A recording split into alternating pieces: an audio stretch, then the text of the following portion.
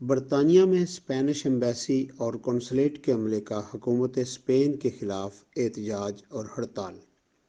برطانیہ میں Spanish embassy اور قونصلیٹ کے عملے کے لیے تشویشناک صورتحال تب پیدا ہوئی جب برطانیہ یورپین یونین سے بریکزٹ کر گیا اور ملک میں مہنگائی اپنی بلند ترین سطح پر پہنچ گئی۔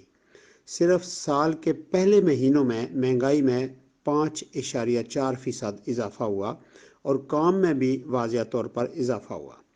2021 کے مقابلے میں بینک آف انگلینڈ کی پیشن گوئی کے مطابق برطانیہ میں مہنگائی 7% سے تجاوز کر جائے گی۔ دوسرا اہم مسئلہ جو برطانیہ میں اسپینش ایمبیسی اور قونصلیٹ کے عملے کو درپیش ہے وہ افرادی قوت کے درمیان تنخواہ میں بھی نمایاں فرق ہے۔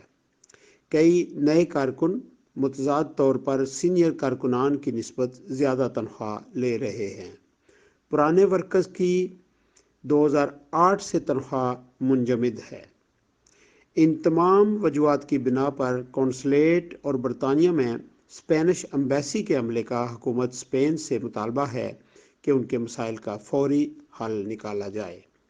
سوشل سیکورٹی اور ورکرز کے حقوق بھی اسپینش قوانین کے مطابق نہیں دیے جا رہے۔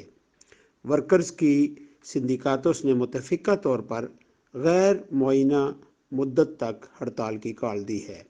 اس ہڑتال کی وجہ سے برطانیہ میں اسپینش ایمبیسی اور قونصلیٹ کے صارفین بہت متاثر ہو رہے ہیں۔